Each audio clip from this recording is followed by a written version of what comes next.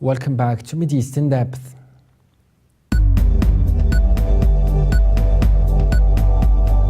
Al-Monitor features a piece assessing events of the last few days. US President Barack Obama, frustrated with the stalled Geneva talks, has called for new policy options to deal with Syria. And as the talks on a comprehensive nuclear agreement with Iran commence this week in Vienna, there is also an opening to engage Iran on Syria and terrorism. The alarming proliferation of Al-Qaeda and affiliated groups who are fighting the government of Syrian President Bashar al-Assad and who are sworn enemies of the United States has made Syria a vital national security interest. US Secretary of Homeland Security Jay Johnson said on February the 7th that Syria has become a matter of Homeland Security. And in testimony before the Senate Armed Services Committee, US Director of National Intelligence James Clapper boosted his earlier estimate of foreign fighters in Syria to 7,500. Among those fighters are Al-Qaeda veterans who, according to Clapper, have aspirations for external attacks in Europe, if not the homeland itself. The piece then looks at US-Iran relations, explaining that while Washington and Tehran may want to keep at least the public focus solely on the nuclear talks and not on Syria, the two issues are already connected. Iran wants sanctions relief. However, according to US laws, including the Iran Sanctions Act, Iran will not be free from the shadow of US sanctions, including those which threaten international companies seeking to invest in Iran's energy sector, until Iran is no longer designated as a state sponsor of terrorism, which is mostly related to Iran's support of Hezbollah in Lebanon. Al-Monitor observes that a renewed focus on the terrorist threat in Syria, including engagement with Iran, could also lead to smoother negotiations for a political transition and humanitarian relief in Syria, and the opportunity to start to build a lasting regionally based mechanism to deal with the growing threat from Al-Qaeda and related groups.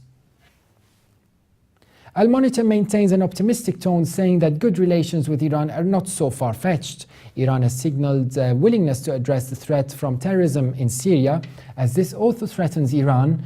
Alireza Miryusef, counselor and head of the press office in Iran's mission to the United Nations, writes this week for Al-Monitor, "We firmly believe that to attain peace in Syria, the first step is the immediate freeze in the flow of arms and extremist groups to Syria, and simultaneous pressure on the armed groups inside Syria to pursue a political solution." Interestingly, the article views that a discussion with Iran about Syria is a prelude to a broader discussion about Hezbollah.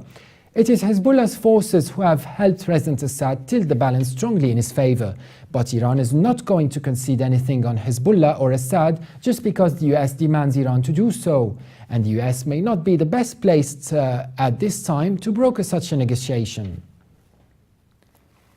The article then goes to Russia's role, which is brokering these negotiations. Bayjan Khajipur writes that Russia-Iran relations are on the cusp of a new chapter, in part because of their shared interests in addressing the jihadist threat in Syria, which should also be a shared interest with the US. Russia could also play a bridging role, perhaps through very quiet back channels, to calm Israel-Iran ties. Furthermore, another key player here is Israel. As he maps his path to become Prime Minister of Israel, Foreign Minister Avigdor Lieberman has maintained a strong relationship with US Secretary of State John Kerry, in addition to his long-standing ties to the leadership in Moscow.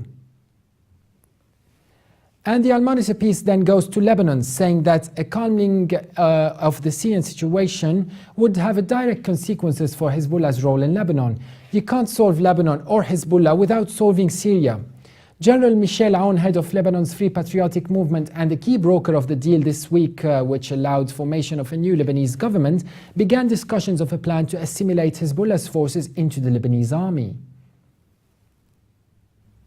In conclusion, the piece observes that the US reset on Syria would also benefit from a new mechanism to address counter-terrorism taken up by those countries most affected by the rise of forces affiliated with Al-Qaeda and jihadists, including Turkey, Iran, Iraq, Jordan, Syria and Lebanon. Such a mechanism could complement the Geneva talks, where Al-Monitor ends by a bold statement asserting that the breakdown in Geneva should not be a return to military option and regime change and a possible slippery slope to US military intervention. There is more life in the diplomatic option in Syria, including with Russia, Iran and the regional countries on the front lines of Syria-based terrorism. The US needs to engage, not isolate, Russia and Iran, as well as its regional allies, to address the terrorist threat, which is now a matter of Homeland Security. That was quite an interesting piece wrapping up events, although a bit positive from Al Monitor. And for more updates, please read more on levant.tv.